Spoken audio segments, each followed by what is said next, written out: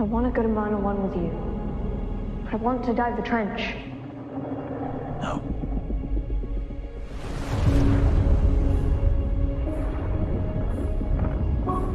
Why not? Saying it's too dangerous. Too dangerous for you. Checking out 2 lines on tank pressure. Me? You gotta be kidding me. I see that you're angry, but I believe that this is a reasonable and responsible decision. Let's explore. Almost diving all the time at my age. Up to 25,000 feet. You need to start taking me seriously as a scientist. You're 40. Exactly. Again, it's not gonna work.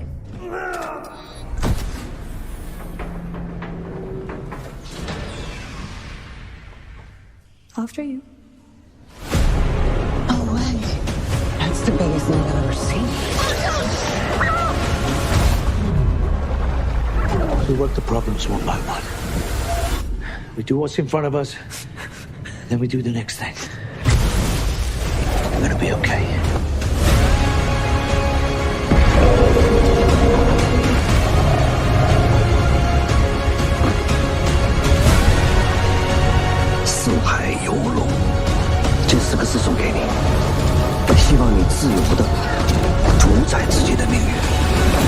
We do what's in front of us, then we do the next thing.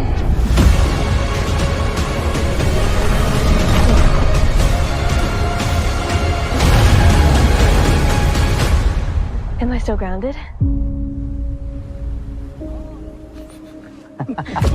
You two are ridiculous. Hello, everybody, and welcome to the latest episode of Fresh Cuts. This is Mike, and joining me as always, it's... Greetings and salutations, shark hunters. I'm doing pretty well, Mike. How you doing? Well, a little overwhelmed on a Monday because I was out for a few days, so I think the coworkers in my absence did their best to work queues down, but I knew it was coming, so I was kind of prepared, but through it. So here I am, hopefully about to do something a lot more fun than work. So I guess we'll find out in a minute. But also joining us, it's Don and Ellie. Yeah, what's going on? Always happy to be here, especially for today because this is one of my favorites. We're doing shark movies. Well, I figured we would at least get 1 out of 3 super enthused. Actually looking forward to this one too. So we are covering the MEG 2, or as the proper title is MEG 2: The Trench. I hadn't seen the first MEG since the theater, so about the difference in the IMDb ratings, and currently they're both sitting at the identical rating of 5.6. Now, obviously, the MEG has I think 100K plus more reviews since it's 5 years old at this point. And the sequel has 8K views. So as I've heard, I haven't dug into full on reviews, but I've heard everything from this one's better to the first one's to I liked them both to I didn't like them both. So I'm interested to see what the three have to say. So MEG 2, The Trench, the synopsis off IMDb 13, just like the first one, 1 hour and 56 minutes with that's longer by 3 minutes than the first one. So a research team encounters multiple threats while exploring the depths of the ocean, including a malevolent nothing about a killer shark there, but I guess that goes with for a movie, for a sequel to the MEG. But all right, MEG 2: The Trench. Thoughts like always. Venom, what did you think of MEG 2: The Trench? This is going to be an odd review because I feel like this movie is 2 movies put into one. This is a 2-hour film that is awesome for about a half hour. And then for the majority of the other hour and a half, it's basically Die Hard underwater, which might not be a bad thing to some people. I myself, I was looking forward to a ridiculous, over-the-top shark movie, something that trumped the first Meg. To an extent, this movie is that. We definitely get a lot more creatures. We get a little bit more creature action. But man, the human story in this one just bogs this movie down. Basically the first hour to an hour and a half of the movie is just like a corporate espionage terrorist film. Part of why what's funny is that this movie makes me love the first one even more, because the first one at least concentrated on the shark 100% of the time. There was no human antagonist. There was no, terrorist organization trying to bring down the facility. It was just people versus a megalodon, and it worked. I mean, obviously the IMDb rating may not reflect that, but for me, I absolutely adored the first Meg. This one, like I said, they're spending way too much time with characters that we don't really care about, characters that are way more annoying in this movie than they were in the first one. I'll get into more detail on that during the walkthrough and the spoilers section, but yeah, man, some of the characters got better, but some of them got worse, and I'll kind of go over that list later. But I don't know, man. I watched this movie twice this weekend, and I walk away thinking the same thing both times. The last 20 to 30 minutes of this movie is fucking awesome. Just creature action left and right and chaos, at a beach resort. It's exactly what we want in a shark movie. I think most people's overall opinion on this movie is going to be about where they fall on that first hour and a half with all the espionage, all the terrorism, man. We even get fight sequences in this one, which we absolutely did not get in the first one. I mean, I should have called this the transporter underwater, because Jason Statham basically turns into the transporter during the opening scene of the film. Not the cold open, but the full opening, full scene. It literally could have been taken out of the transporter or Crank or any of his action movies that he's done in the past.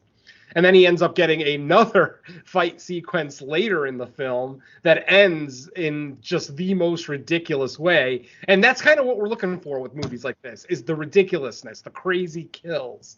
Unfortunately, the Meg 2 is PG-13, so we're not going to get the over-the-top kills that we're hoping for. We're not getting body parts left and right and lots of blood. I mean, for the most part, this megalodon is basically, if it's eating people, it's basically just swallowing them whole. Maybe it'll bite down once, and that's about it. So, we're not getting floating body parts or severed heads or any of, the great stuff that we've seen in shark films of the past. But that last half hour definitely saves the film. Like, it's just so much fun.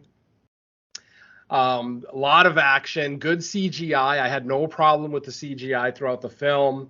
I love the cold open. There's a spectacular cold open with a T-Rex that I'm sure most people saw in the trailer, but since I don't watch trailers, it was totally new to me, and I absolutely loved it. But then the next hour to an hour and 20 minutes of the movie is basically Jason Statham fighting eco-terrorists, and it's not what I paid for, basically. It's not the movie that I wanted to watch. I myself am not the biggest fan of, spy films. I mean, I used to love the Bond movies. I still haven't seen the last Bond film.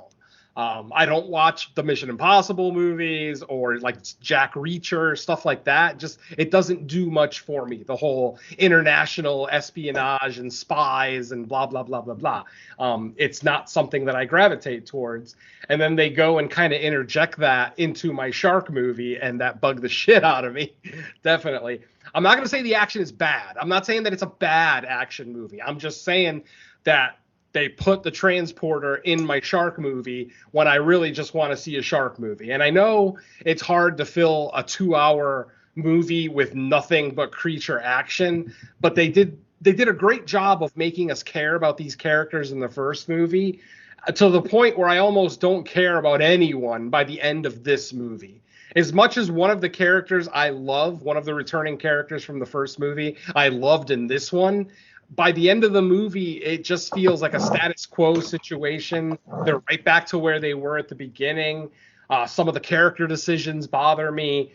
Some of the things that have occurred between the two films bother me. As far as like everything that happened in the first movie, and then we start this movie and they're diving into the trench again. It's like, did you not fucking learn your lesson the first time? That's why we have 6 Jurassic Park movies, because people don't learn their fucking lesson. And it seems like the Meg is going that same route, where you're just going to get another corporate billionaire throwing money into the ocean, for resources and whatever else, just to end up releasing a Meg or more. In this case, way more than just a Meg. So, yeah, overall, I had a decent time with the movie, but I gotta say, I enjoy the first one so much more. Because it's a legitimate shark movie. I feel like it's about the Meg from beginning to end, and this movie is not. There are long sequences where you even forget it's a fucking shark movie.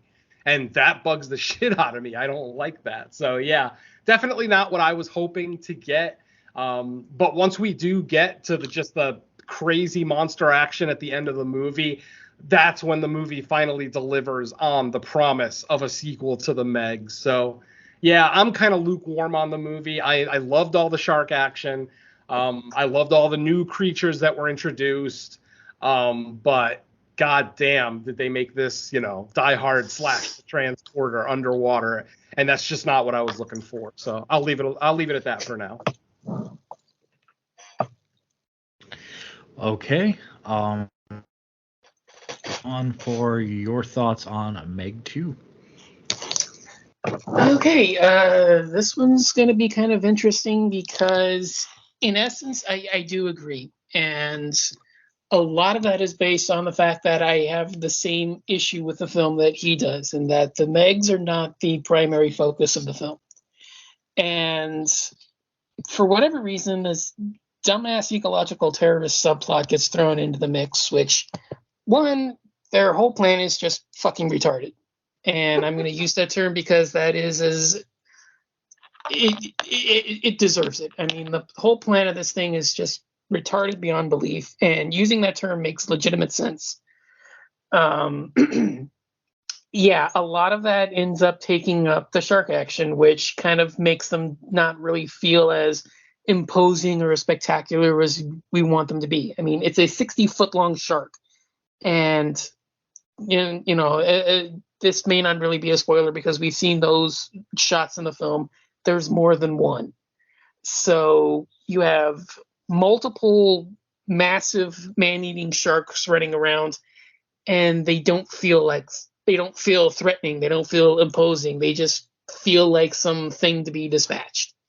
And a lot of that is because we spend more time with this action movie heroes, sabotaging these weather stations or drill sites, or I don't know what the hell is going on here. A lot of that takes precedence over the film, and it kind of draws the shark action away. And I'm not really that imposed on the film because of that. That because I gravitated to that particular scene because I grew up with it, I'm not that opposed to it because I love shoot 'em up, explosion, happy action films. And that's what we got for a lot of the film. And yeah, 2 different movies in one does make a lot more sense when you actually go through it, and we will in a few minutes. But I don't hate either of the 2 movies that we get here. And I love my cheesy shark movies, and I love gun happy, explosion filled action films. And putting the 2 of them together is a lot of fun, but they don't really do it that well because the subplot, the human drama surrounding everything, doesn't really tie them together that well. And that's my issue with it. Is I said it before and I'll say it again, it's fucking retarded. And yeah, there's just no way that any of that makes any sense. And yeah, it really just highlights just a really, really lackluster story here. But yeah, he's completely right on a lot of the other issues here. The first half of this film is really good, and the final half hour to this, I was about as hard as I was with the sadness. It was just fantastic. Oh man, that beach resort scene is it's just glorious. Oh man, there's so much fun with that. Just things flying all over the place, and the stunt work, the special effects. It's all a lot of fun, and it's exactly what I want in these big dumb action movie blockbuster kind of a films. But yeah, just that's just my main issue is just that the ecological terrorist point is just the motivation behind everything that's going on there is just stupid, but it provides a lot of action and a lot of fun action too. So I'm not that bothered by it. So yeah, it is kind of a weird one. I don't think it's a failure. I don't think it's as bad as everybody says it is, but I do recognize that it is flawed, and there are legitimate issues with the film. But yeah, overall, I still really enjoyed it. I still really had fun with it. So yeah, not better than the first one. I will concede. I do think part one is a lot better, just for being straight on, shark on the loose kind of a film that it really should be. But yeah, I had more fun with it than I anticipated. I see all the low scores, I see all the low ratings, but yeah, it's still a lot of fun. Just it needed a little bit more work with a couple of areas, but yeah, other than that, I didn't hate it at all. I had fun with it. So yeah, I guess that's pretty much it for me. All right. So for me, I guess it's what 2 weeks in a row. I'm pretty much in alignment with you guys. Now, to the movie's credit, I will say once we get to that last 30 minutes, that might be the most fun 30 minutes that I had with like either movie. I think that it's like so good. It just takes a while to get there.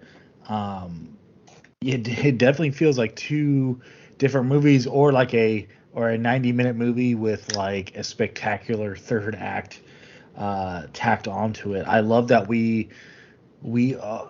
got some surprise creatures that I wasn't expecting. I don't even think I watched this trailer. I might have seen like like the teaser. Venom, you were referencing the cold open with the dinosaur. I remember seeing like that, but it was like in like a short clip, so it might have just been like a teaser, kind of like they used to do when like they'd come out with a new Godzilla movie, just to like show, look at the size of Godzilla compared to these ferocious dinosaurs. But I don't remember actually watching a full trailer, and it's weird because you would think I would have gotten it once or twice before all the other movies we've seen in theaters, but I don't recall ever seeing the full trailer, so I really had no idea what the story was. I didn't so much care going into the movie what the story was for the Meg, because I was like, okay, giant killer shark or multiple sharks. Sharks will kill people and they'll try to manage to kill the shark. I mean, that was like the basic premise that I was hoping for.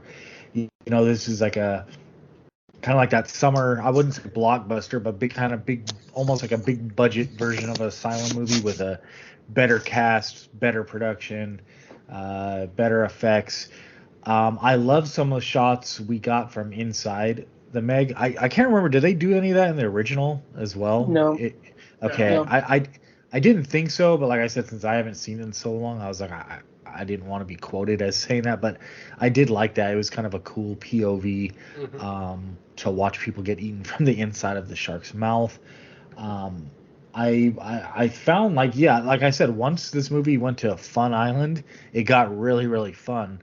And yeah, it just turned into like the over the top summer movie that I wanted.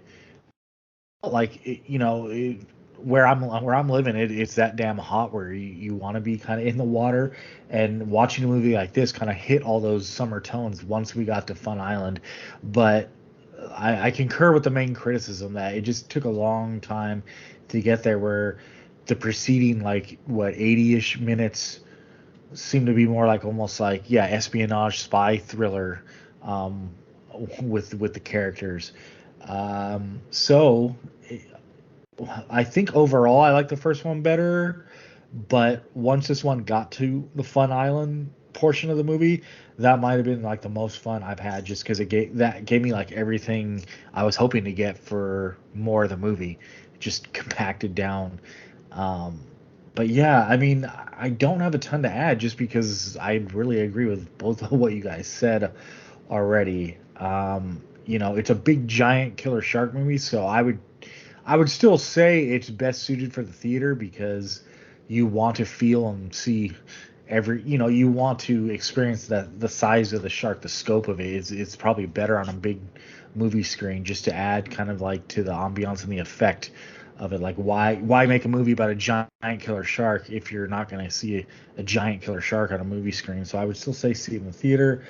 But in comparison, I would say overall the first one's better, but the second one has a killer third act that I think makes it still worth it. And Jason Statham, by now Jason Statham, you know what you're gonna get. I think he's good for this kind of movie.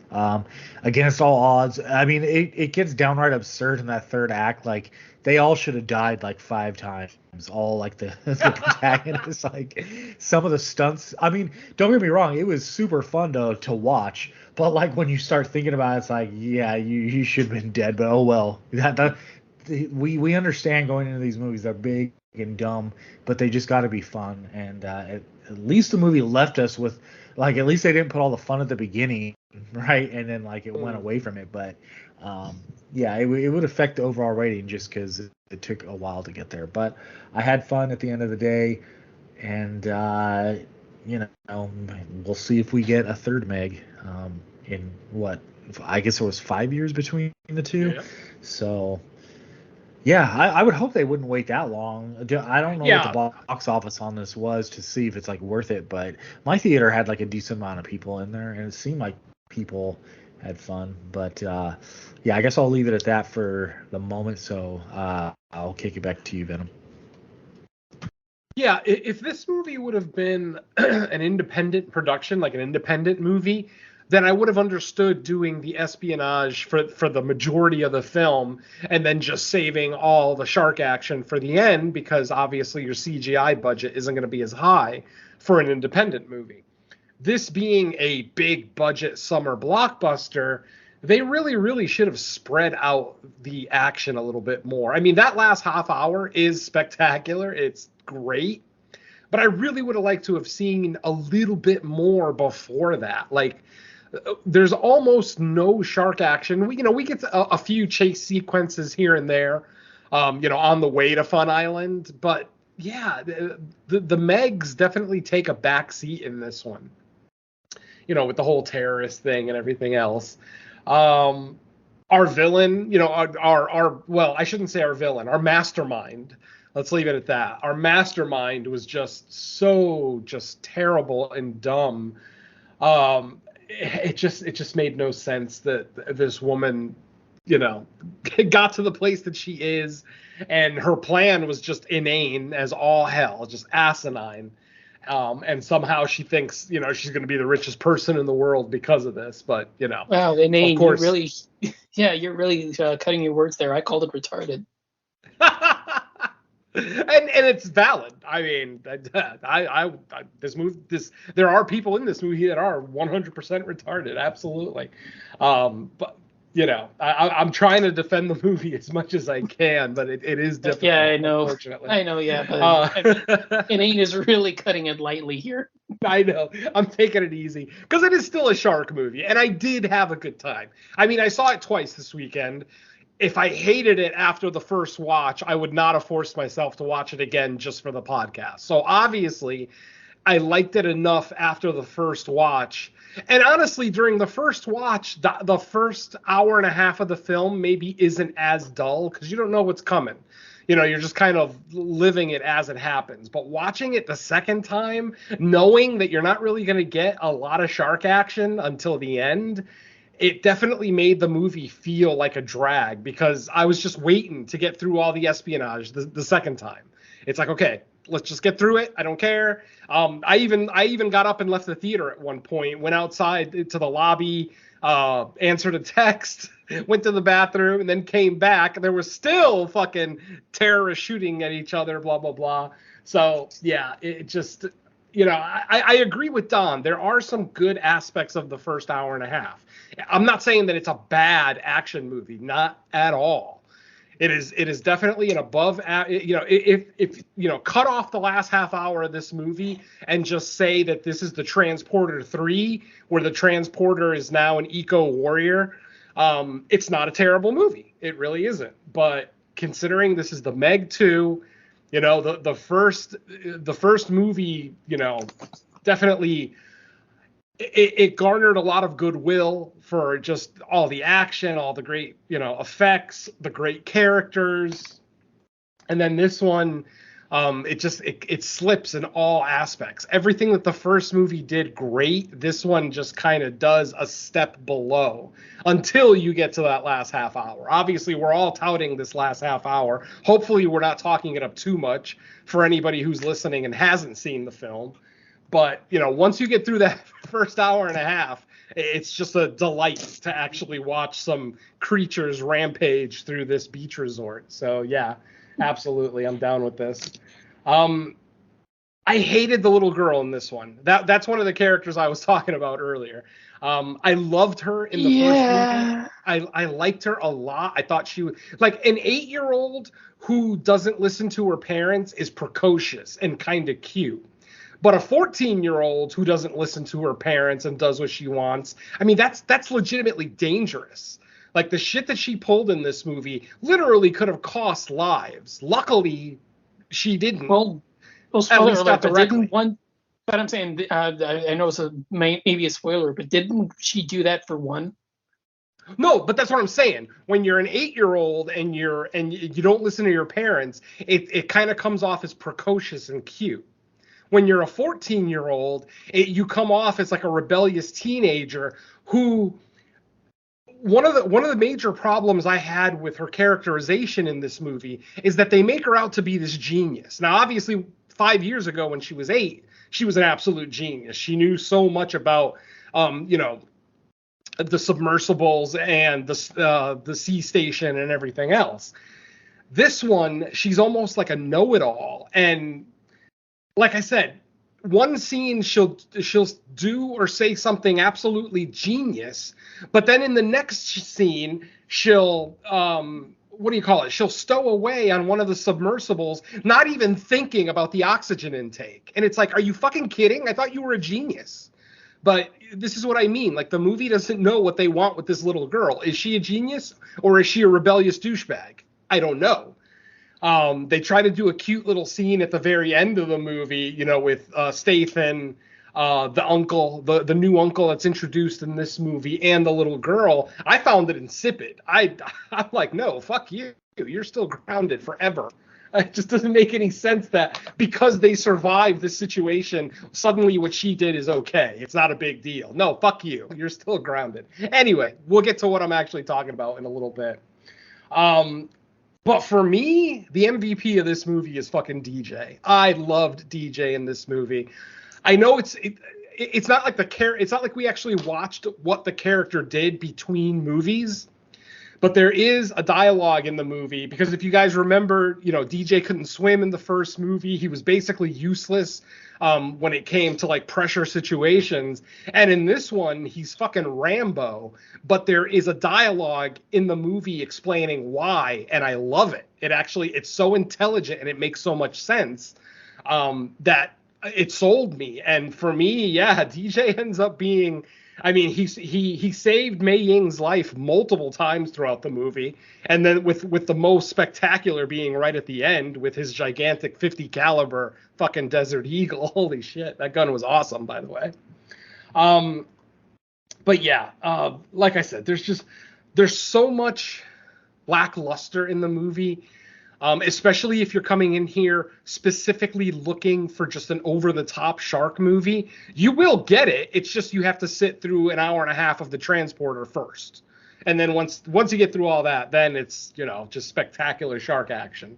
And not just sharks either. Obviously, when we get to the walkthrough, we'll talk about some of the new creatures that are introduced. And I really liked all of them. I thought it was great. That was one thing that I was looking for, because obviously with a sequel, you want to come back bigger and better, especially because the Meg was such a success.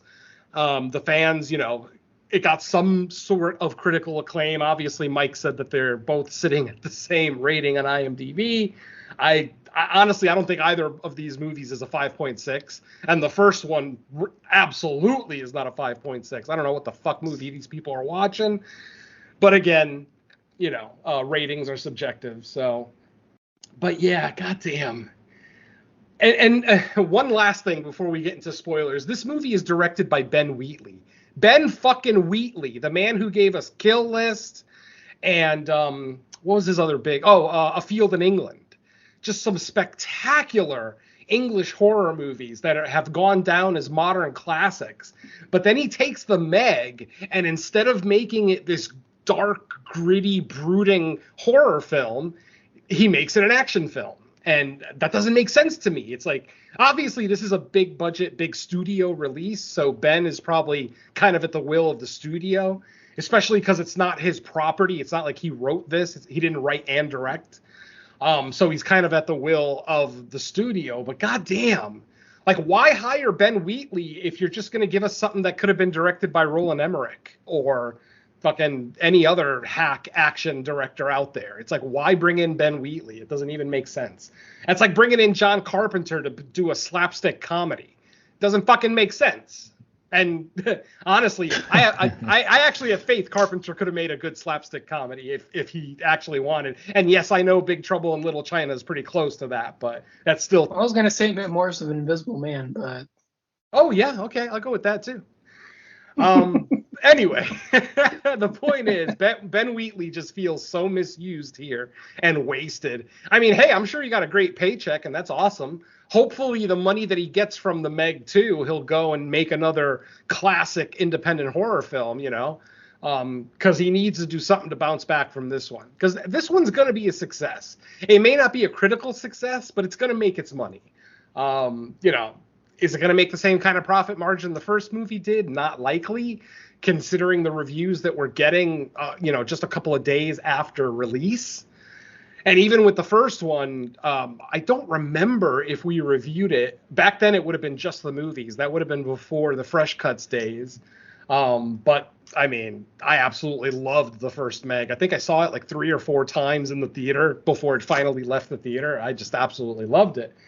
And this one, I just can't bring myself to do it, Our terrorist, too. It's like, our terrorist, Montez, it's like, why did they get discount Pablo Pascal? Why not just get the man himself?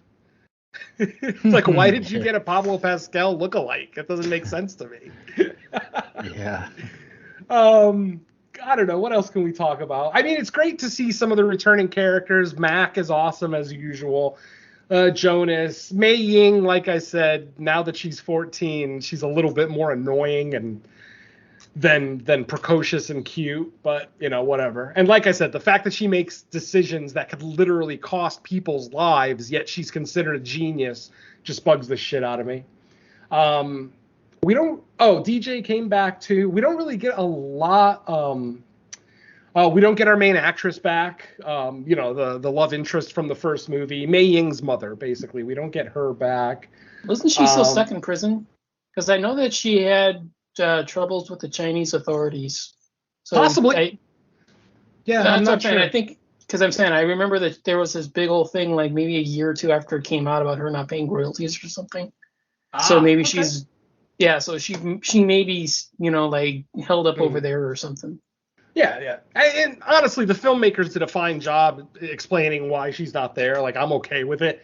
I don't have a major problem with it, but it's like, I don't know. Like, Mei Ying and Jonas's relationship almost doesn't make sense here, considering what their relationship now is. Obviously in the first movie they had just met. They got friendly right away. The mom was kind of a love interest, and then in this one, obviously 5 years have gone by. A lot has happened.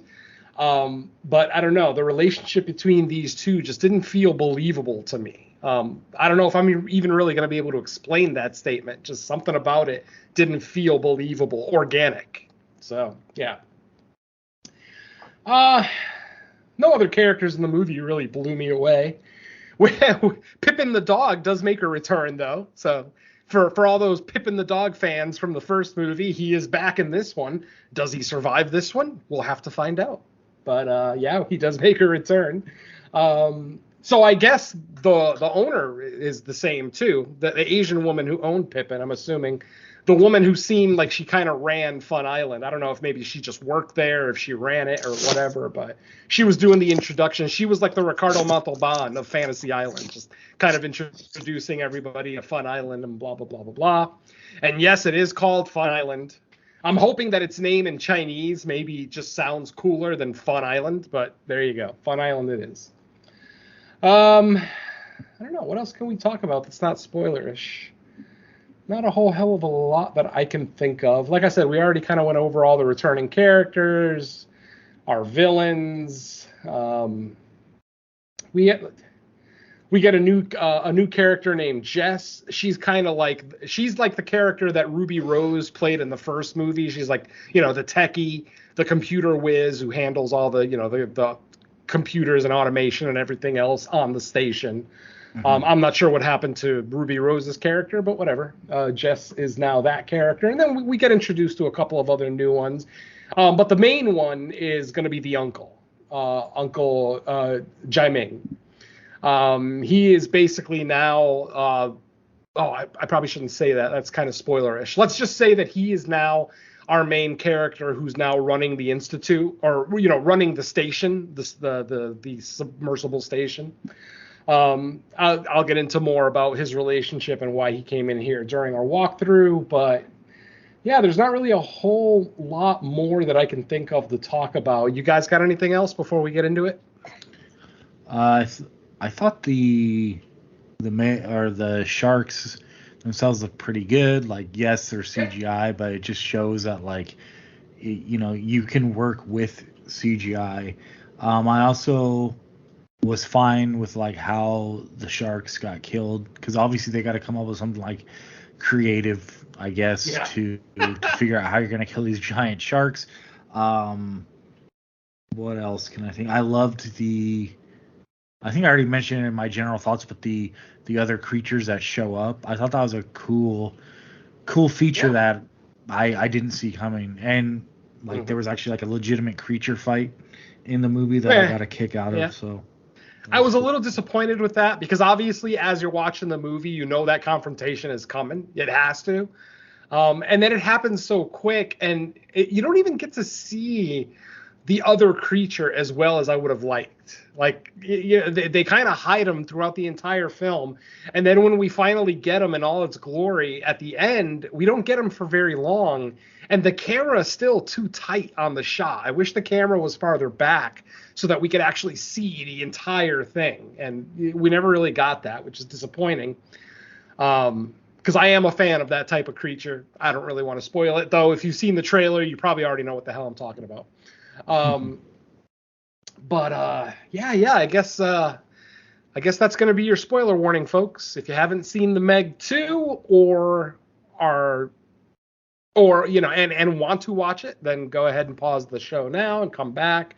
If you have already seen it or don't care to, based on some of the reviews that you've heard already and read, then go ahead and stick around. And I'm gonna whip through this walkthrough, because this is a 2-hour movie with a lot of information, and I'm gonna skip a ton of it. So here we go. Our movie opens up in the Cretaceous period. Basically, obviously, predates human beings by about 70 million years. We see a couple of small quadruped, reptilian dinosaurs. They're maybe the size of large dogs, like maybe Saint Bernard, something like that. We see them, and they're kind of they're picking at a carcass. There's like a larger dinosaur that's rotting on the beach, and they're scavenging. Obviously, they're picking off bits and pieces of it. And then we hear the footsteps.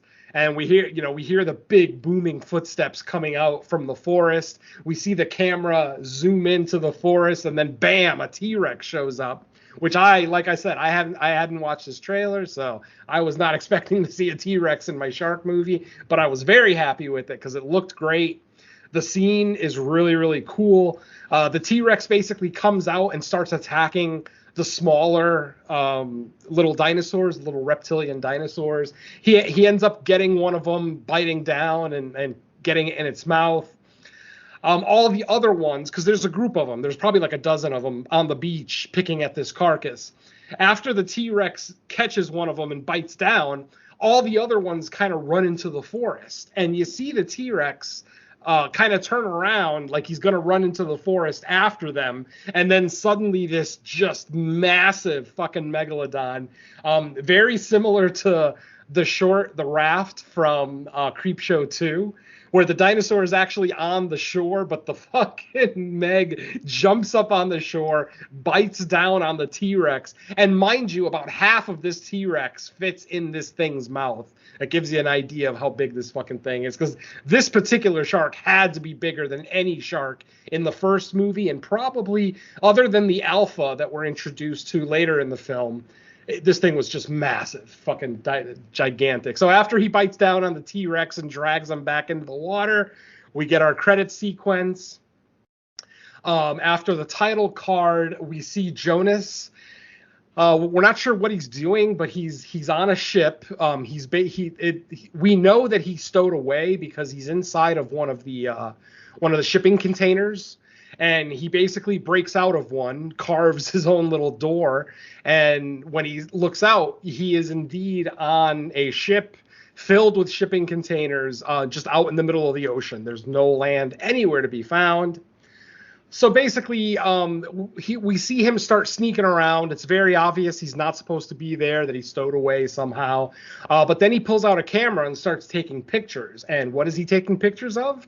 He's taking pictures of the crew of the ship throwing radioactive waste, barrels of radioactive waste into the ocean, just dumping it out there. You see the barrels kind of leaking as they hit the water, blah, blah, blah. So, it's kind of obvious that Jonas at this point is now some kind of eco-warrior, not sure if he's still working for the Institute, but, we kind of assume he did because he fell in love with the lady in the first movie. And basically, this is where it turns into the transporter. He has this big action sequence. Eventually, he is caught taking pictures, of paperwork in the office. And then he has to go through a long line of bad guys where he's just beating the shit out of people left and right. Finally, he's cornered at the back of the ship. There's about 6 or so crew members, plus a couple down at the bottom, kind of waiting for him in case he decides to jump down. And they basically tell him, well, obviously we're going to kill you. There's no way. You're in the middle of the ocean. There's nowhere to go, blah, blah, blah. But then Jason, Jonas basically jokes, you're under arrest. All of you are under arrest. And here's the warrant. Of course, when he pulls his hand out of the pocket, he flips everybody off and just falls backwards into the ocean, which seems odd because obviously if these guys are dumping radioactive waste in the ocean, there's no way that they're anywhere near land. They're way, way out there. And after Jonas falls in the water, you hear the captain kind of yell at him, we're 200 miles from any land, so have a good swim, blah, blah, blah. But then we see Mac and a new character in the movie named Regis. Basically, they are flying in on one of those water aircrafts, the ones that actually land on water. And with Statham, basically swimming out in the open water, this thing kind of starts to land.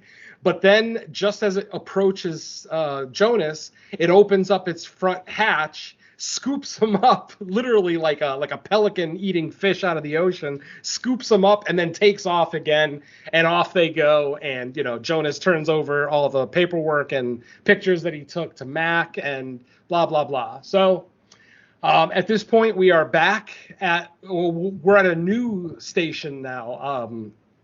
This one is called Mana 1.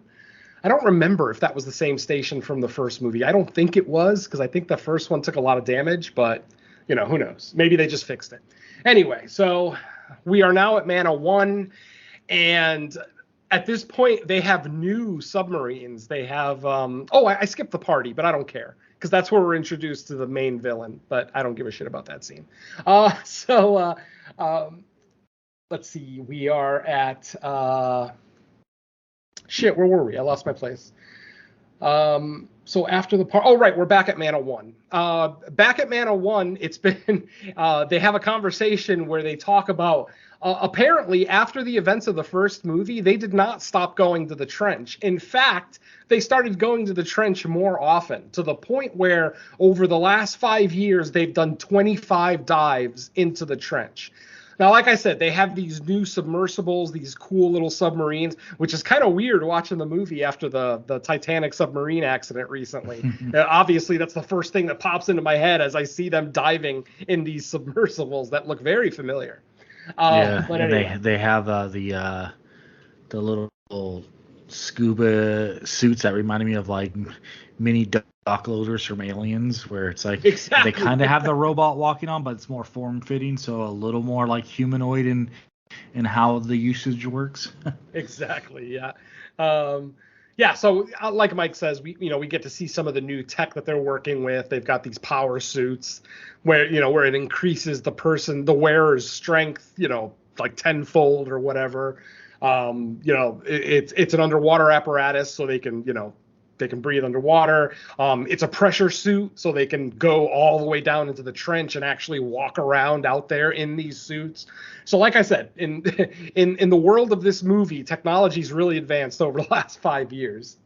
So like I said, they are making their 26th dive into the trench since the events of the first film. And while they're doing their dive, they realize that the oxygen is being depleted faster than it should be. And, they start making jokes back and forth that maybe somebody's nervous and they're breathing too hard. But no, my friends, it's fucking Mei Ying. She fucking stowed away into this thing, which, holy shit, this girl, a 14-year-old girl, went against the orders of her parents, her only living parent or guardian, whatever you want to go with. I don't think they ever mention in the movie if Jonas actually married his mother, right? Like, he doesn't call her his wife at any point. We just find out. Oh, and I did forget to mention that, yes, Mei Ying's mother did pass away in 2021. I think there's a throwaway line that, she died, in the water doing, her research, blah, blah, blah. She basically died doing what she loved, which basically means that both of Mei Ying's parents have died while, diving underwater, and yet it's the first thing that she wants to fucking do. So, go figure. There's logic there. So like I said, once it's discovered that she stowed away into the vessel, Jonas wants to stop the dive, but I skipped Haji too. I'm so sorry. We do get a scene earlier in the film where it's discovered that one of the megalodons from the first movie had a baby. So they had like a megalodon pup. And this guy, the new director, Jaiming, the new director of the facility, basically has trained this MEG, who is named Haji, since a pup. And we get a scene early on where he's basically using like a little click, like a click noisemaker underwater. Basically, 1 click means come, and 2 clicks means go, like leave. And he basically shows it in practice. There is a little bit of a tense scene where the shark isn't listening to the beeps and kind of makes an aggressive move towards him. Obviously, he's fine because, you're not going to kill that guy in the first 10 minutes of the movie. But there you go. So anyway, like I said, while they're making the dive and they realize that Mei Ying has stowed away, they realize that Haji has broken out of her enclosure, Haji's a female, that she broke out of her enclosure and is following them back to the trench. Almost like something is calling her, is what they say in the film. But once they get to that, what's it called, the thermite or whatever, that layer, If you guys remember from the first movie, there's that layer of cold water that's separating, the trench from the majority of the ocean, blah, blah, blah. Basically, once they realize that Haji's on their tail, they decide, okay, fuck it. We're not going to postpone the dive. Let's just get down to the trench as quickly as possible because Haji can't follow them. Once they go through that thermal layer, the shark obviously can't follow them. And that's exactly what happens. They end up diving down into the trench.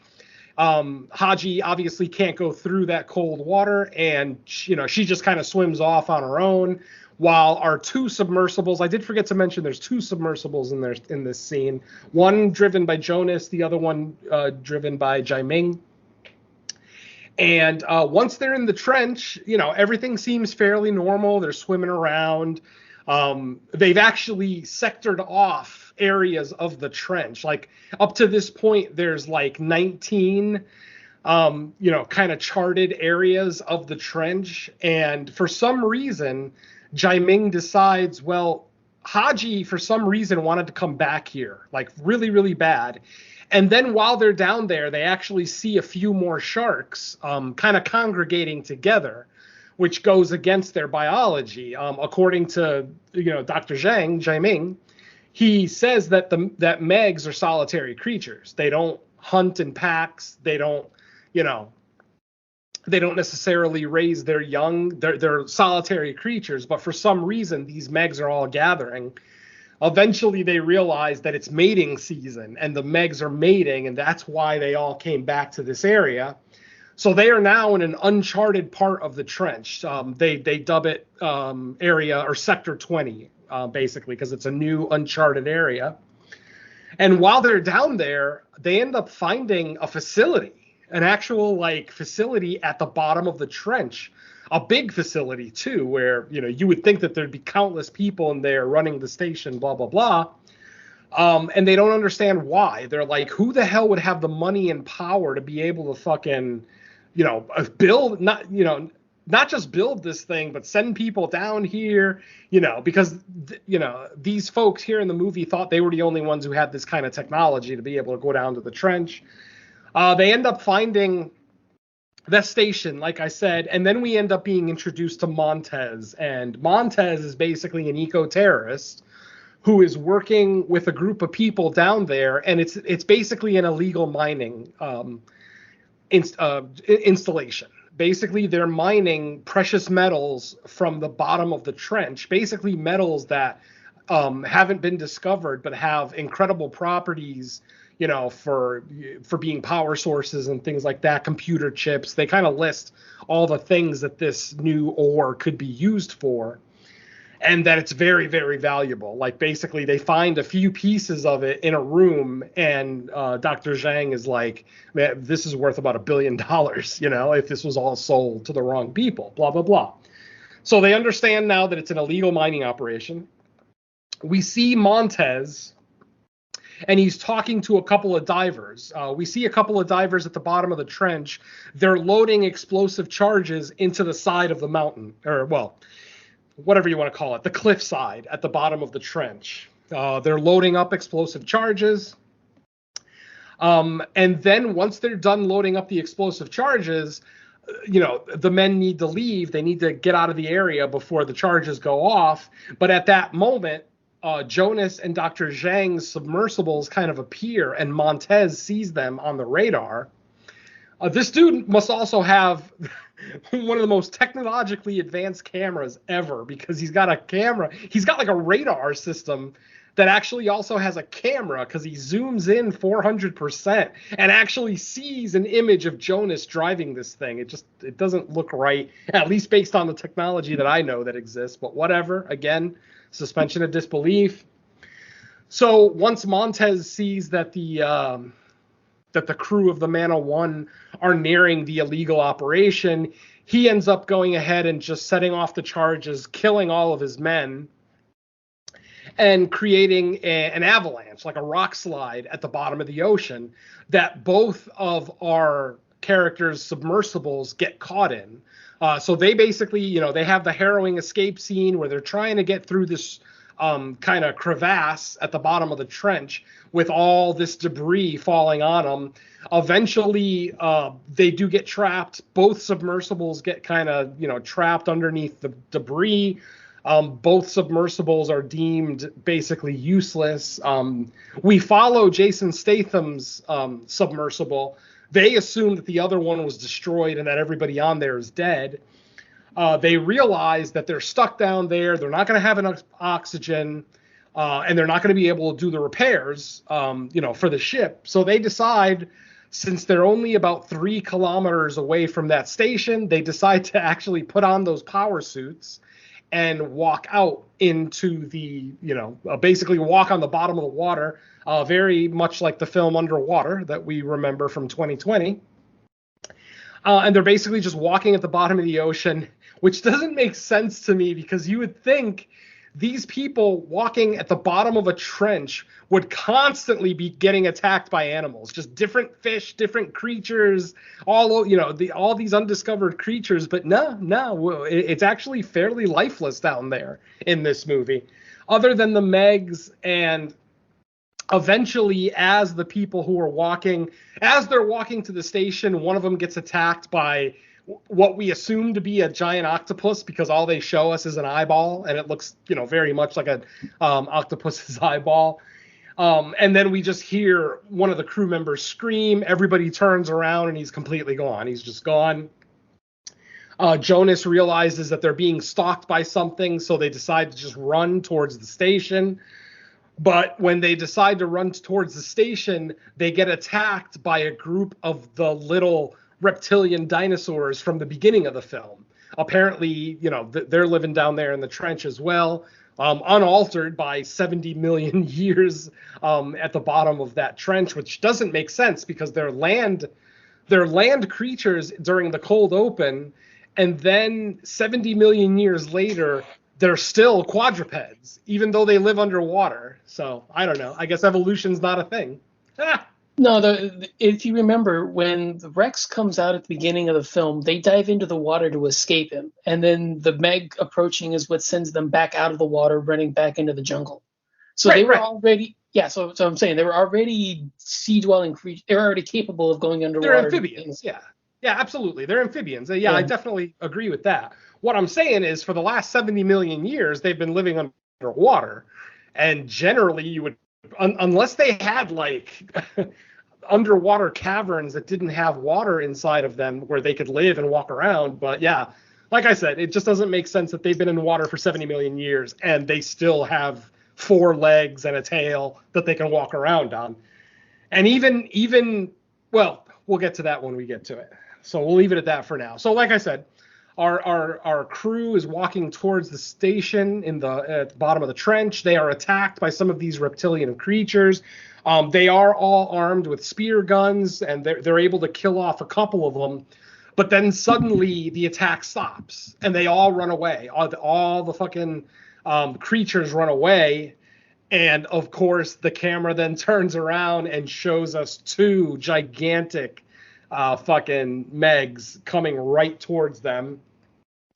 Well, let me see. 2 of them end up dying during the walk. The one guy earlier by the octopus, and then this guy, or a girl, by the Meg. Oh no, 3, because I forgot one of the girls' helmets. I feel so bad. They finally get into the station after being attacked by Megs, by these dinosaurs. Their suits are cracking, like the face shields are starting to crack. Finally, they get into the airlock. The airlock is depressurizing, so you see the water kind of lowering in the room. But literally just before the room empties, one of the girls' helmets cracks and she dies instantly. Obviously, the pressure basically crushes her. Her head probably imploded. That's probably something we would have seen if this movie was rated R. But since the movie's rated PG-13, all we see is the helmet crack and she falls down. But yeah, so at this point, they've already lost 3 people. And they do finally get to the station. Like I said, they figure out eventually what's happening. And then they realize, and eventually they're able to get the comms, the communication link back up so that they can communicate with Mana 1. They talk to Jess. They're able to contact Jess. Jess lets them know, hey, there's some escape pods at the other side of the facility from where you are. If you guys get down there, you might be able to activate them and get back up safely. So they do that. They start walking through the station. And there's no one in the station, my friends. They walk through like barracks, like actual quarters where people would be sleeping. We see a bunch of hammocks. So, I mean, this place looks like it was manned quite heavily at one point, but for some reason, there's no one here now. Like I said, just the two guys that were, setting up the explosive charges, and then Montez took them out. So, leaving the station completely empty. Finally, our crew gets to the escape pods. The escape pods are there. They're intact. But then out of nowhere, Jess shows up on the screen again, and she has a complete 180. She basically completely changes her attitude and says, okay, Jonas, it's time we had a heart-to-heart and actually speak honestly. I have control of that entire station. And I'm basically, you're at my will. She basically tells Regis, or Regis, however you pronounce it, the girl that's with them, she tells them to kill Jonas, and that if she kills Jonas, Jess will allow them to leave through one of the escape pods. And when I say they, I mean Regis, Dr. Zhang, and Mei Ying. Jonas figures that it's the only way that Mei Ying is going to survive, and he wants her to survive, obviously. So he literally tells Jess, go ahead, shoot me. Just do it. Just do it. It's the only way that's going to save Mei Ying. Obviously, Regis has, she has a conflict. She tries to do it, but she can't bring herself to do it. She drops the gun. As soon as she drops the gun, Jess releases the last of the escape pods. And now there's no way for our crew to get out of that station. Oh, no. They're basically trapped there. Oh, no. How are they going to get to Fun Island? Luckily, Montez is there, and he has his own submarine, or submersible. I shouldn't say submarine, but yeah, he has his own submersible that he takes back and forth, from the surface down to the trench in the station, blah, blah, blah. He ends up having an interaction with Jason Statham. What ends up happening is that Jess opens up the water flue in the room that they're in. She's basically flooding the room. Jason Statham realizes that the only way we're going to get out of here is if I go through one of the openings where the escape pods were, swim back to where we came in, and then come back around and let you guys out. Now, obviously, we're all thinking, well, water pressure. You can't swim because they don't have their suits at this point. Obviously, they took their suits off because they're big, heavy, cumbersome suits. So it's explained, Regis explains to Mei Ying that if Jonas can get all the air out of his sinus cavity and fill it with water, that he should be able to swim at the bottom of the trench for 30 to 60 seconds without passing out. He basically has to fill his entire nasal cavity with water. That's why your head implodes when you get down there, because there's air in there. And when the air pressure outside your head changes, it just kind of implodes. So yeah, Jonas does that. He gets in the escape pod, the escape tube that doesn't have a pod anymore. Fills up his sinus cavities with water, and then does exactly that. He ends up swimming back around towards the same entrance, the airlock that they used to come in. Of course, he's attacked by one of the little dinosaurs while he's on his way there. Of course, he has the wherewithal to grab his spear gun, kill the creature, but then in killing that creature, he attracts the attention of a MEG. The MEG starts to approach him, but he is eventually able to get back into the airlock, get back into the station, basically the same way that they came in the first time, and then go back to the control center so that he can open up the escape pod room. But while he's doing that, Montez shows up, and they start to get into a fight. This is where we find out who Montez really is. He's basically an eco-terrorist terrorist that was sent to jail by Jonas a few years back. He spent 2 years in prison in Manila. And of course, he's one of those criminals that, he blames Jonas for having to go to jail. His criminal activities had nothing to fucking do with why he went to jail. It's all Jonas's fault because criminals, their brains work properly. So there you go. That's the criminal mentality. So, of course, he hates Jonas. He has a vendetta against him.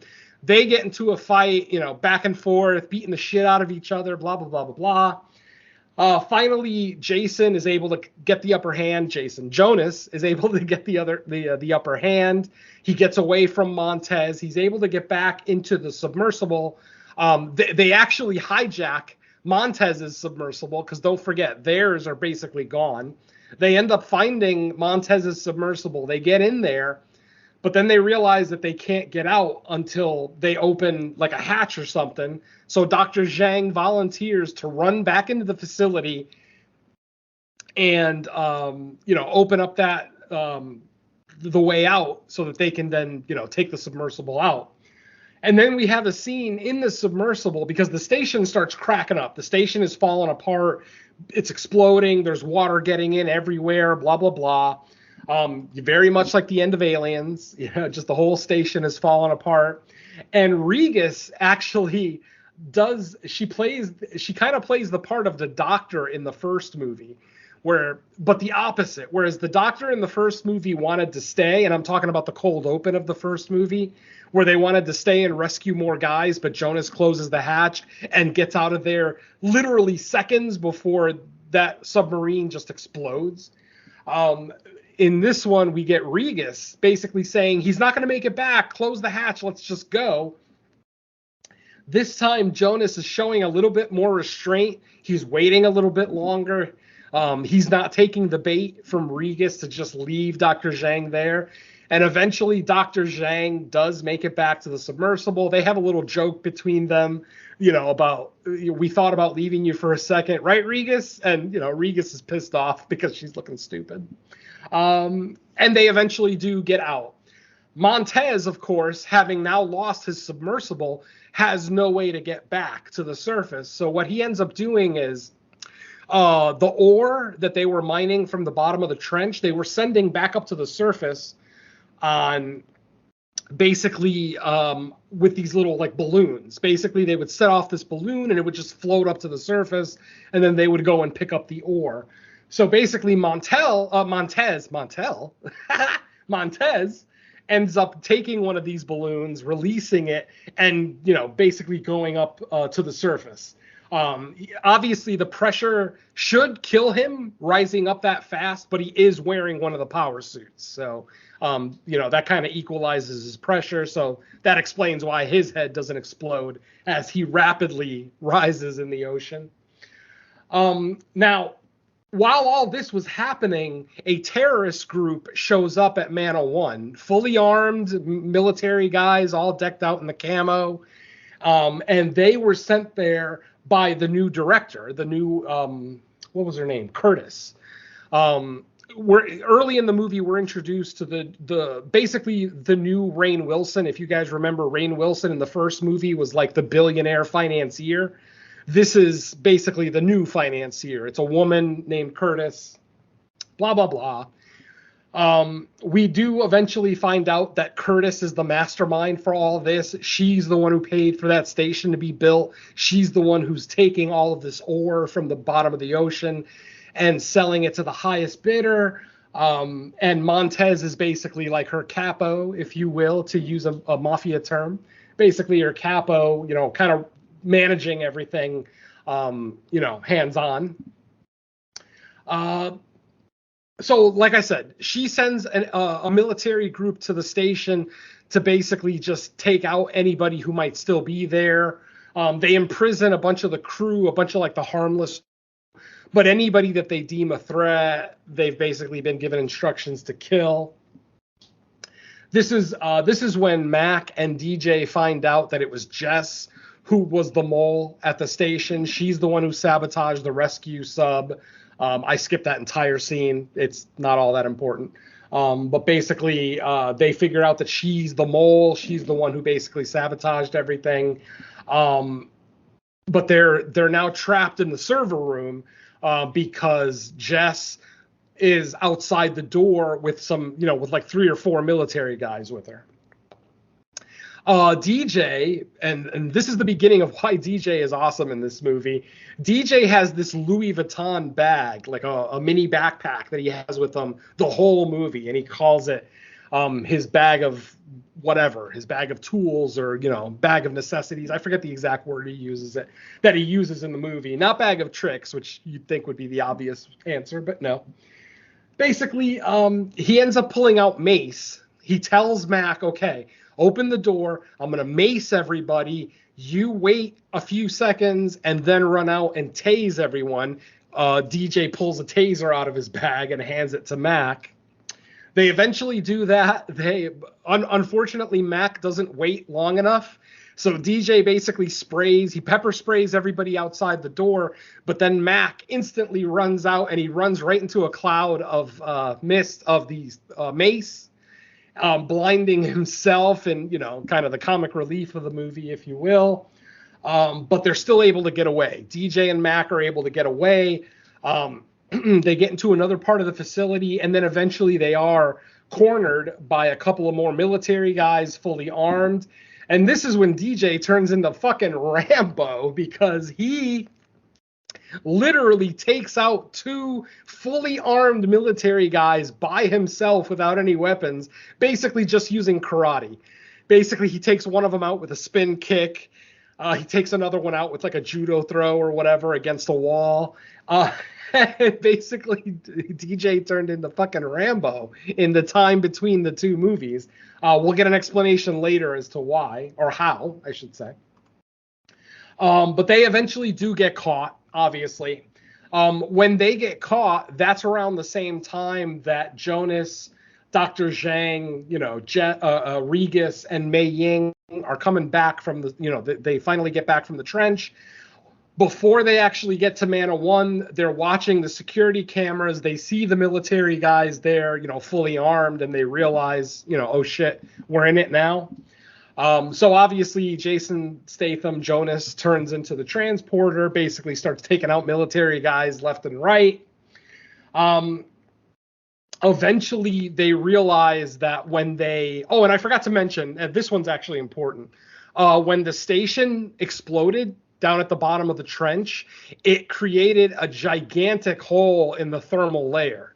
If you guys remember in the first movie, when they went through with the old submersible, it created enough of a hole that one of the MEGs was able to get out. This time, with the station exploding, it creates a gigantic hole in the thermal layer that's open for almost an hour. Dr. Zhang basically says it'll take about an hour for that to close. In that time, we see a giant octopus escape, and we see multiple MEGs get out. Not 100% sure how many, but we see multiple ones get out. And then later on, we'll see that our little reptilian dinosaurs got out as well, because we eventually will have a scene with them. They get back to the station. Like I said, Jason Statham does his superhero shit. And just as they're all, getting into a life raft to basically row away from the station, because they can't use the motors because, that'll attract the attention of the MEGs. So they basically get into an inflatable boat. They're rowing away, and some of the terrorists see them rowing away. The terrorists then get into their own boat, give chase with the engine on, with the outboard engine on, and we see Montez tell them quickly, turn the fucking engines off. Turn them off right now. No movement whatsoever. Any movement attracts the MEGs. So finally, we see one of the terrorists kind of aim down sight, and he has Jonas in his sights. He lets Montez know, I've got the shot. Montez tells him to take it. And of course, as the terrorist is about to pull the trigger, a megalodon comes out and takes out the entire ship, swallows the entire ship and all the guys on it in one swallow. Pretty fucking awesome scene, actually. Then eventually, that's when they decide, our bunch, they decide to turn on their outboard motor at that point and get away. They do eventually get away. They realize that the closest landmass around them is a place called Fun Island. And as it turns out, Fun Island is basically just a beach resort where the richest of the rich go and, spend their money and be entitled douchebags, blah, blah, blah. We actually get a couple of scenes of people doing that, being entitled assholes. They eventually get there. They get to the resort before the sharks. They're trying to tell everyone, get out of the water. There's a shark coming. Now, because this resort isn't usually in shark-infested waters, nobody listens. Everybody stays in the water. Eventually, a MEG does come out of the water, take out a pier. There's like a wooden pier that leads out to a distance out into the water. Takes out that pier completely. Later on, he'll take out an even bigger chunk. And then this is where the movie kicks into gear. When they get to Fun Island, once you see the text on the screen, Fun Island, the good times are happening. Just before the attack on Fun Island, though, we are transported to like a party boat. And this party boat just has a bunch of Asian people in it. They're not quite at Fun Island. They're still like a few kilometers away. But they're in between the Mana 1 station and Fun Island. So, of course, the sharks are on the way. What ends up happening is we get a scene on this boat where a woman just disappears out of nowhere. Like this guy, he proposes to her. She says yes. He accidentally drops the ring. When he bends down to pick up the ring, we hear a splash. And then when he gets up, the girl is gone. But then what we end up seeing is a bunch of giant tentacles come out of the water and pull the entire fucking boat down. Everybody on the boat is gone. We see a couple of people swimming back up to the surface, but yeah, for the most part, it looks like the octopus took out everybody. So at this point, we're going to get our eventual MEG versus octopus fight. It's like, it's a rule. You almost have to do it. You'd be disappointed if it didn't happen. Then we go back to Fun Island. At this point, Jonas has come up with an idea where he's taken a couple of poles, sawed off points on the ends, and then attached some explosive devices to it. Basically, exploding spears is what he created. His plan is to take out a jet ski, or to have all three of them, Mac, Dr. Zhang, and Jonas, each take one of the spears. They each take a jet ski, and they each try to take out each of the MEGs. I forgot to mention there are exactly 3 MEGs this time. And we actually get to see that in a beautiful shot from Mana 1. Just before our bunch gets in the boat to leave, we get this great panoramic shot, and we see 3 shark fins all swimming towards the fucking Mana 1, which is basically what starts the escape from there. So at this point, we know that at the very least, we've got 3 MEGs and 1 giant octopus. You could basically say the Kraken, because this thing basically is the Kraken. It's fucking gigantic. It's actually bigger than the MEGs, believe it or not. So anyway, we're on Fun Island, and the shit hits the fan. There's megalodons eating people in the water. There's terrorists going after Jonas and Dr. Zhang. And then finally our dinosaurs show up. Our little reptilian quadruped dinosaurs show up. They come out of the water, and just as you'd expect, they just start marauding through the beach, attacking people left and right. These things are kind of cool too, because they've got this cool design where they've got a mouthful of teeth, but then on their chin underneath, it looks like they have almost like horns, but they're pointing down from the bottom of their chin. It just looks really fucking menacing. It's a creepy looking little thing. And like I said, they're like the size of big dogs, so they're a good fucking size. Like I said, shit hits the fan, back and forth, fighting, escaping, different escape plans. We get a cutscene, excuse me. We get a set piece with a helicopter where Dr. Zhang and Mac are trying to get away, but they're cornered. We eventually, and this is also one of the biggest complaints of the movie for me, is that they set up these 2 villains, Curtis and Montez. They set up these villains as these ultra badasses, and then, not ultra badasses, but just bad people. And then when they die, it's fucking off screen. We don't even get to see it. Curtis is basically, she's waiting in a helicopter waiting for her pilot to get there so that she can escape.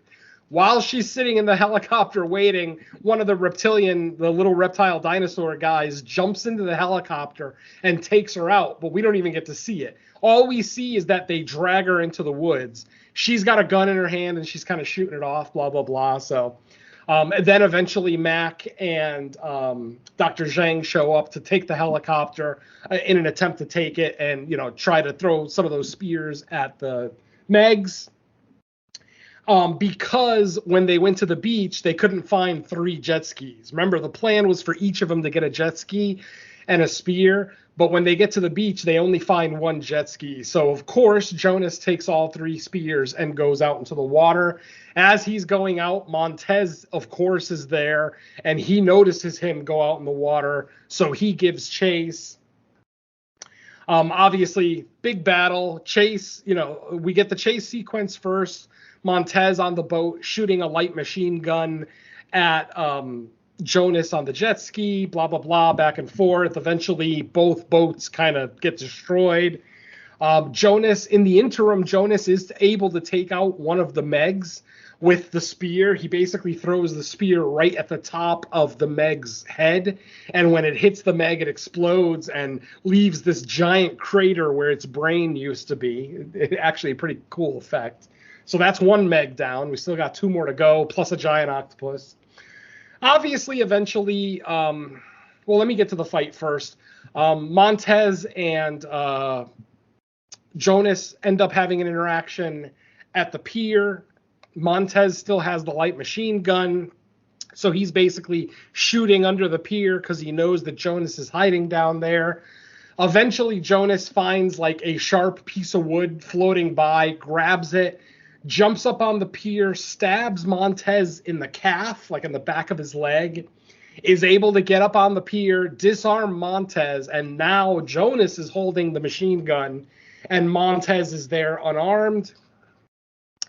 Montez basically looks at him and says, well, you got the gun. But then Jonas looks out into the water, and he sees one of the MEGs swimming towards them.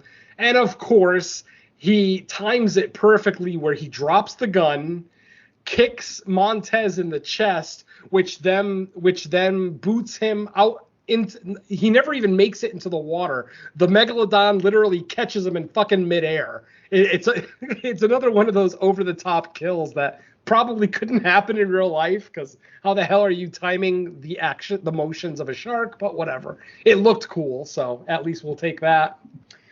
Like I said, there's still terrorists around. They're getting taken out left and right by the little dinosaurs.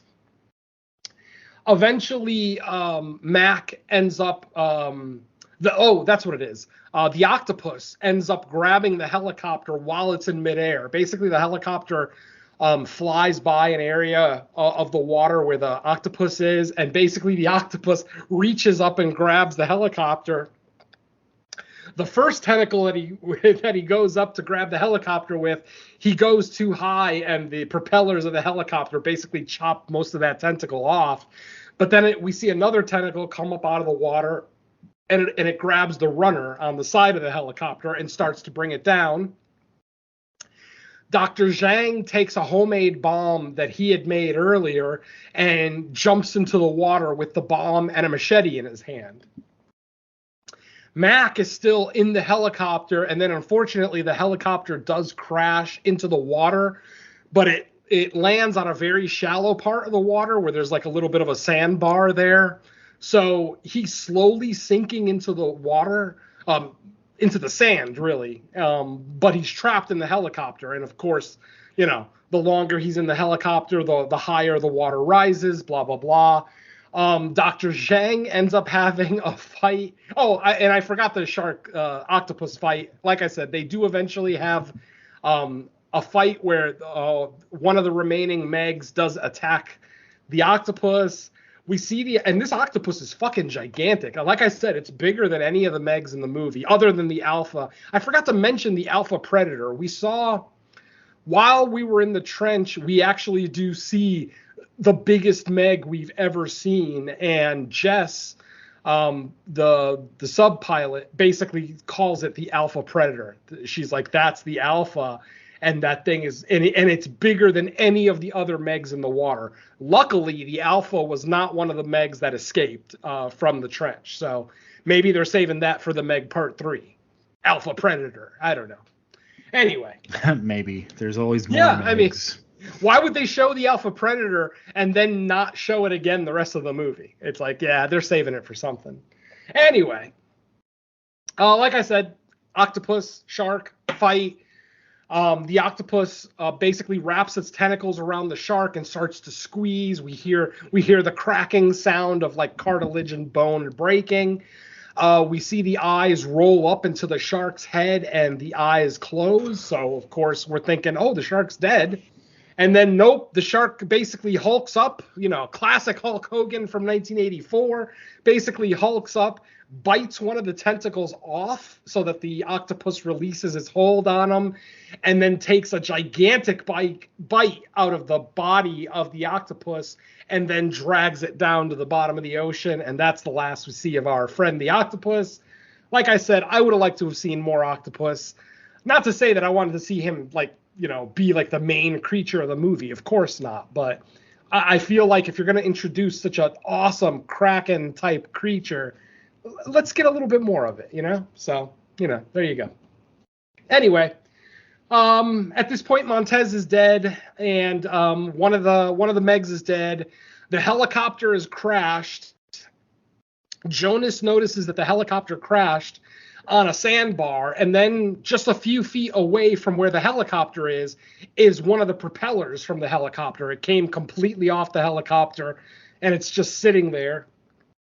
Eventually, Jonas, like a fucking superhuman, because I'm not sure if it's even possible for a single human to pick up one of those helicopter propellers.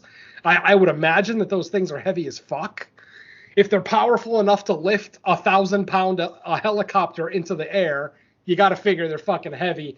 Like a goddamn superhero, he picks up this propeller and he starts slapping it on the water, basically trying to make noise to get the attention of the Meg, which eventually he does. The Meg does eventually, make the motion that he notices the noise, changes direction, starts to swim right towards Jonas. Jonas then takes the propeller and kind of points it up. He digs it into the sandbar that he's in and points it up, picks it up so that it's pointing, maybe not quite straight up, but pretty close. So that when the Meg comes in to jump out of the water and bite down on Jonas, the propeller goes in through the roof of the Meg's mouth, comes out the top of his head, and then he just keels over and basically sinks to the bottom of the ocean. That's now 2 Megs gone, and the octopus is gone. Now, the funny thing is that they never really show us if they killed all of those little dinosaurs. I gotta believe that at least 1 or 2 of those things are still running around that island. They just weren't found. But again, the movie doesn't really show that at all. At the end, so basically after the second Meg is killed, they realize that there's one more Meg, and Dr. Zhang realizes that the third Meg is actually Haji. It's the one that he supposedly, quote unquote, trained, even though in the earlier scene, he almost got eaten by the same fucking shark. And of course, he just happens to have his little clicky noisemaker with him. So he's under the water, and the Meg is basically approaching him, swimming towards him, aggressively, obviously, mouth open, ready to pounce. But then the doctor hits the button twice, and the shark does what it was supposed to do the first time in captivity. It just kind of swims right by him and leaves him alone and just swims out into the middle of the ocean and just leaves. And my friends, that's basically the movie. After that, we get kind of a wrap-up scene where we see all of our heroes on the beach. Obviously, they're at a resort, so there's alcohol everywhere. They're all grabbing bottles. They're sitting at the beach, drinking liquor, kind of just resting and, relishing the moment. This is where Mei Ying kind of comes in, because earlier in the film, Jonas made a joke that she's grounded for the rest of her life for stowing away in that submersible. At the end of the movie, she asks jokingly, "So am I still grounded?" Jonas and Dr. Zhang look at each other and they're like, "Absolutely." But then they start laughing, and it's like, no, fuck you. She should still be grounded. I don't care. I mean, that was an incredibly irresponsible thing that she did that could have cost human lives. And just because they got out of this situation, oh, she's in the clear. No big deal. No lesson learned at all. Okay, whatever. I'm not happy with that, but what are you going to do? And then that's it. That's the end of our movie. No mid-credits or end-credits scene. Just a fading shot of the horizon as Haji is swimming out into the ocean, chasing dolphins. That's the end of our film, folks. I was so expecting an end credit scene, but right? Yeah, I mean, how do you have an actual Meg with a name who's been in captivity? How do you not have a post-credit scene with Haji? Maybe either Haji attacking something, or ooh, how about this? Haji having sex with the alpha predator. That would be awesome. And then she gives birth to like some mega spectacular fucking Meg that will be our antagonist for the Meg 3. I don't know. But yeah, it seems like a missed opportunity to not have a post-credit scene with Haji. Because then they literally just end the movie and there's still a Meg out there. Yeah, supposedly, quote unquote, it's a trained Meg, but really it's not. The Megalodon's going to do whatever the fuck it wants to do. For whatever reason, it just decided to listen to the doctor at the end of the movie there, probably because he was full. Those Megs have been eaten for like the last half hour, just eating mouthfuls of human beings. And the shot that Mike's talking about inside of the Meg's mouth as it's chomping down on people, I 100% agree. That shot is fucking great. I've never seen anything like that in a shark movie before. At least not with the size of the jaw of this one, because it's so fucking big that literally in one bite, it's taking like 6 to 8 people into its mouth and practically swallowing them whole. So, yeah, pretty fun. There are, like I said, like we've all said, this movie has its moments. There are definitely some what the fuck moments in here, some thrilling moments. I mean, it definitely has all of that. If you can get through that first hour, almost hour and a half of the movie to actually get to Fun Island, I think you'll have a good time with the movie. Like I said, if you're like me and you're not the biggest fan of like spy movies or espionage shit like that, then the first hour and a half of the movie might be a drag. But it's still worth it. Regardless of what you feel about the first half of the movie, it's still worth it to get to that final act, because and I didn't give it any justice. I didn't talk about DJ taking out one of those dinosaurs that was about to kill Mei Ying. I didn't talk about Pippin. And yes, Pippin survives again. This fucking stupid little dog has survived 2 Meg movies now. Go figure. I guess if they can't get Jason Statham for the third one, Pippin will take over as the main protagonist. Yes, Mei Ying and Pippin against the Meg. Oh, God. All right. Well, I guess that's going to wrap up our discussion on Meg 2, The Trench. I don't know. I think they could probably make a Meg 3. I think this one was successful enough. Plus, it's like summertime killer shark movies. I feel like if they're even made competently, it's going to draw out a certain amount of people. They tend to be like popular. So I'll look forward to see if they make any announcement on that. But before we wrap up here, let's find out what else we got from everyone. So Venom, do you have any new shows since our last episode? Before I do that, if anyone is interested, the Meg 2 made $30 million this weekend. Nice. It was number 2 behind Barbie. Barbie is still ruling the world, but... Yeah, Barbie... honestly, between Barbie and Oppenheimer being a Christopher Nolan movie, I honestly thought that was going to be like the big movie of the month. But Nope, it's Barbie, my friends. And I have not seen it. I have no plans to see it, but I've heard nothing but good things. So who knows? Maybe one day when it's on streaming and I'm bored, I might go ahead and check it out. But yeah, I just don't have much interest right now in the Barbie movie. Mm-hmm. But yeah, with 30 million on its opening weekend, we can almost guarantee we're getting a Meg 3. Yeah, especially with 130 million worldwide, right? I'm only looking at domestic numbers. I thought I saw 130. Or Let's see, international. I got 63 international. So 63 plus 30, so 93. yeah, It probably did go over 100. You know, I'm probably because obviously it's the end of Monday at this point. I'm not sure how. But yeah, almost 100 million worldwide on its opening weekend. I mean, you can't argue with that. You can argue the quality of the film all day, but if people are going to see it, they're going to keep making them. We're still getting Fast and Furious and Transformers movies. So, yeah, I can't imagine we won't get the Meg 3. I guess in sad news, we should probably mention the passing of William Friedkin, because that's pretty major. That's huge. Not only for the horror genre, but just cinema, period. Because he has a great filmography that everyone should get familiar with if they're not. I mean, I know for horror fans, they obviously are going to know Exorcist. Probably everyone listening has seen that.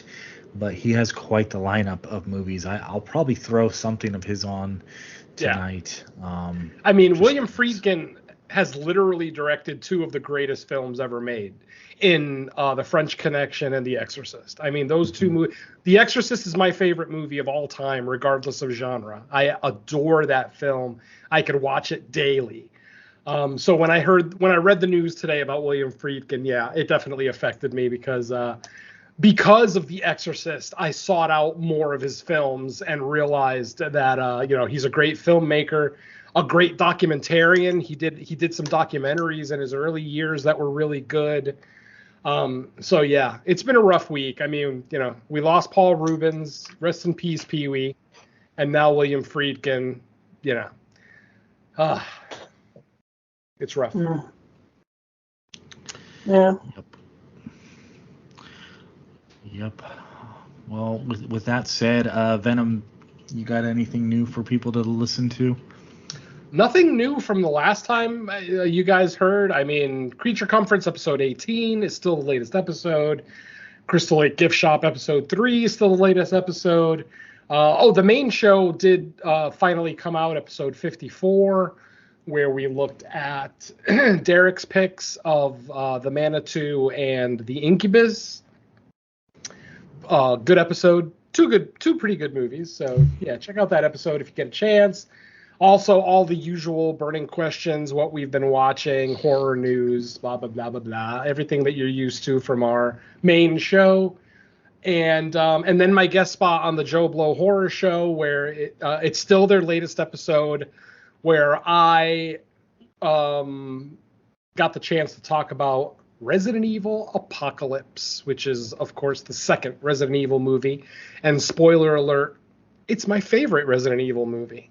Lucky you. Yeah, exactly. And that's pretty much it for me, folks. It's been kind of a slow summer. All right. Dawn, how about you?